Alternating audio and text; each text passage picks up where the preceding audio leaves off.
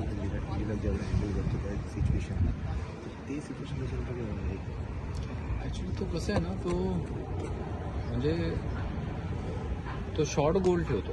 Pressure सगळ्यांनाच असतं रे. हो. Anybody under any situation there is always pressure, but for you to make your composure, तेव्हा compose राहायला पाहिजे की what can't be tackle. So every problem can be solved. हा एक माइंडसेट आहे की आपण करू शकतो.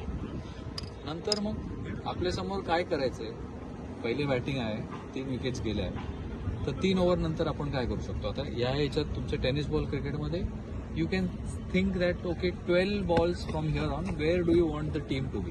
बरोबर. ते चेस करताना 12 बॉल्स और 15 बॉल्स, सो शॉर्ट टार्गेट करतो. तो चेस करताना दॅट इज हिज मंत्र की he will cut down.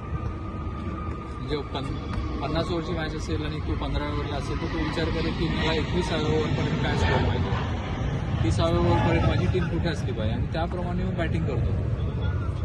So he is always thinking of how he can reach a particular point which is achievable.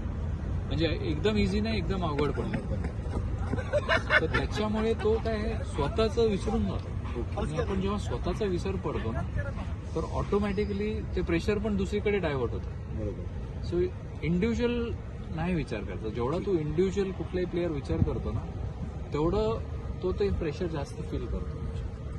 So the more you think of what is needed for the team, what is my game plan to counter it, आणि what is my strength which can match all these things. या 3 गोष्टी तो प्रश्न विचारायचा नेहमी की what is my team's need at the moment. Team's need 50ला 7 असतील तर टीमची नीड काय आहे. तू जरी 6 मारायची अबिलिटी असेल तरी मला ॲटलिस्ट 40 रन तरी मी जोडतो, काहीतरी आपल्याला मॅच फाईट करायला मिळेल.